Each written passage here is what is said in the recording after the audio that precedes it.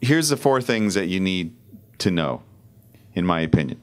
You need to have a basic knowledge of music theory. Basic. In other words, if you're trying to learn a scale, you can certainly do it by ear, but it helps if you know what is in a major scale, what actually makes it up.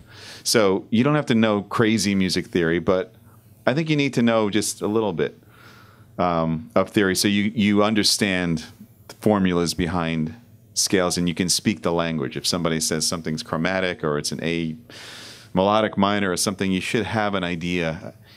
Even if you don't have it fully grasped, you need to know that first part. Even knowing a pentatonic scale is knowing basic music theory. It's a 5-note scale and you know what the notes are.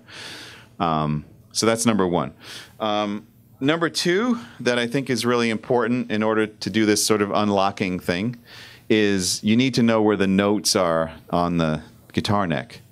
So once again, if we're talking about a scale and how to learn it, or an arpeggio or a chord or whatever, and you know that the notes are A, B, C, D, E, F, G, but you don't know where they actually are on the guitar, then you have a problem, right? So you need to know where the notes are on the guitar. So what I like to do for that is I'll say the names of the notes as I'm playing exercises, and that kind of gets me up to speed. So a little bit of music theory, knowing where the notes are on the guitar.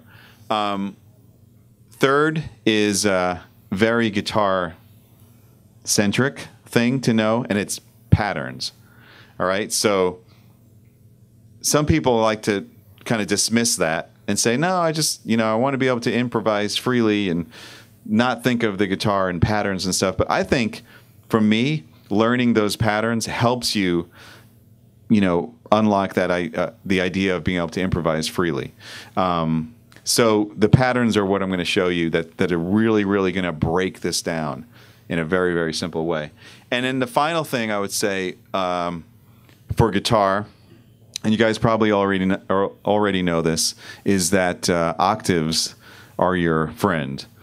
When it comes to guitar, it's laid out in such a way that, whatever you play in one part of the neck, you can play in another part of the neck the same exact way. It's just an octave higher. And that helps to really see that roadmap, because it's not like you have to learn all these different ways of getting from point A to point B. You have to learn kind of one way, and then it's going to repeat